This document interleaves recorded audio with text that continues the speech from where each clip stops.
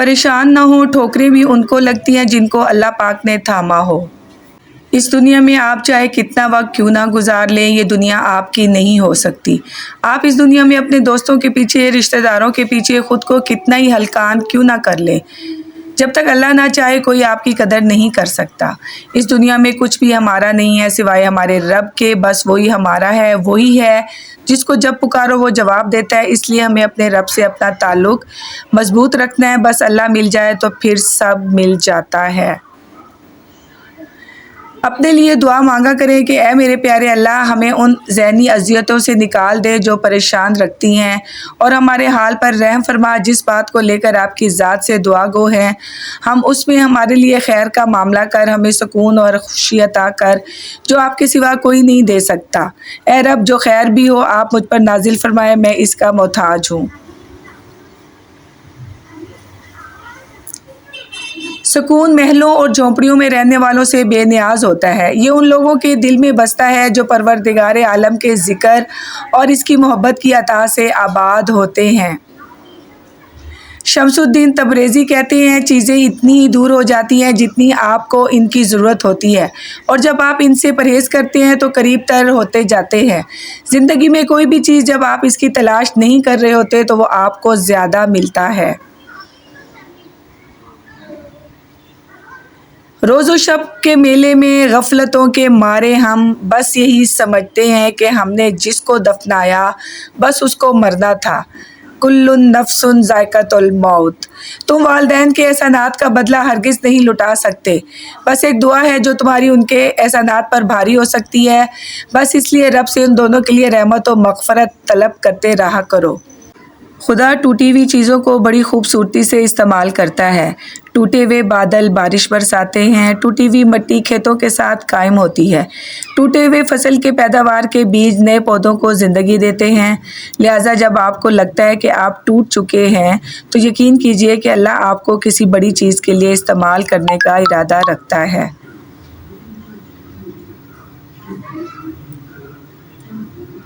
आप कुरान का एक लफ्ज़ भी सीख और समझ लें तो उस पर रब का शुक्र अदा करें, क्योंकि कुरान का सफ़र अल्लाह फ़कत अपने चुने हुए बंदों को नसीब करता है। कुरान की आयतों में इतना हुस्न है कि वो भटके हुए लोगों को राह दिखलाती हैं। सब छूट जाए मगर रब से राब्ता नहीं छूटना चाहिए। अगर खुद चलकर उसकी तरफ नहीं जाओगे तो वो गम भेज के तुम्हें अपनी तरफ रजू करवाएगा कि तुमसे ज़्यादा तुम्हारा रब तुमसे मोहब्बत करने वाला है। तो लौट आओ अपने रब की तरफ के दिलों का सुकून अल्लाह ही के ज़िक्र में है। रसूलुल्लाह सल्लल्लाहु अलैहि वसल्लम ने फरमाया, जब तुम में से कोई शख्स मांगना चाहे तो अल्लाह की हम्दो सना से इब्तिदा करे, फिर नबी सल्लल्लाहु अलैहि वसल्लम पर दुरूद पढ़े, फिर इसके बाद मांगे। ये कामयाबी के लिए ज़्यादा मुनासिब है। ममता की तारीफ ना पूछ, चिड़िया सांप से लड़ जाती है। उम्र में बड़ा होने से कुछ नहीं होता। बड़े आप तब होते हैं जब आप दूसरों को सहना और बर्दाश्त करना सीख जाते हैं। माँ खुद बच्चों को मार कर मुतमईन रहती है, मगर बाप हल्का सा हाथ भी लगा दे तो बच्चों को सीने से लगाकर बाप से जंग शुरू कर देती है। किसी के साथ गलत करके अपनी बारी का इंतज़ार ज़रूर करना, क्योंकि किस्मत जब तमाचा मारती है तो वो मुंह पर नहीं रूह पर लगता है। बेटियां छोटी हों या बड़ी, माँ के दर्द को महसूस करती हैं।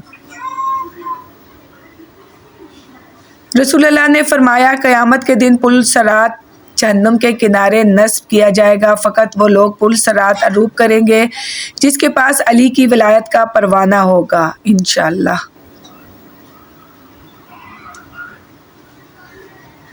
ज़िंदगी में खूबसूरती सिर्फ़ अल्लाह के ज़िक्र से है। आप जितना अल्लाह के करीब होंगे ज़िंदगी इतनी हसीन होगी। आप जितना अल्लाह के करीब होंगे दिल इतना मजबूत होगा। आप जितना अल्लाह का ज़िक्र करेंगे दिल इतना खूबसूरत और वसी होगा। बस अपने रब के करीब हो जाएं और हर चीज़ अल्लाह पर छोड़ दें, आपकी ज़िंदगी खुद ही संवर जाएगी। सुबहान अल्लाहि व बिहम्दिही, सुबहान अल्लाहिल अज़ीम। हसद की आग में जलने से बेहतर है कि दुआ के ठंडे पानी से गुस्ल कर लो।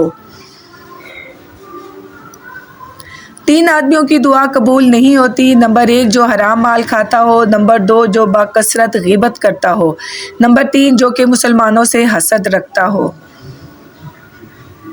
خاموش رہا کرو، جتنا ہو سکے اس میں نجات ہے، کیونکہ سب سے زیادہ گناہ انسان سے زبان کرواتی ہے۔ حسد اور گھمنڈ جب آدمی کے اندر داخل ہوتے ہیں تو وہ عقل کو باہر کر دیتے ہیں۔ رسول اللہ نے فرمایا، آدمی اپنے دوست کے دین پر ہوتا ہے، اس لیے تم میں سے ہر شخص کو یہ دیکھنا چاہیے کہ وہ کس سے دوستی کر رہا ہے۔ حسد سے بچو، کیونکہ آسمانوں میں سب سے پہلے اسی گناہ سے اللہ تعالیٰ کی نافرمانی ہوئی۔ انگلیاں اکثر وہی اٹھاتے ہیں جن کی اوقات نہیں ہوتی آنکھ ملانے کی۔ بچیوں کو دینی تعلیم ضرور دو، کیونکہ اگر ایک ماں دیندار ہوگی تو دین نسلوں تک جائے گا۔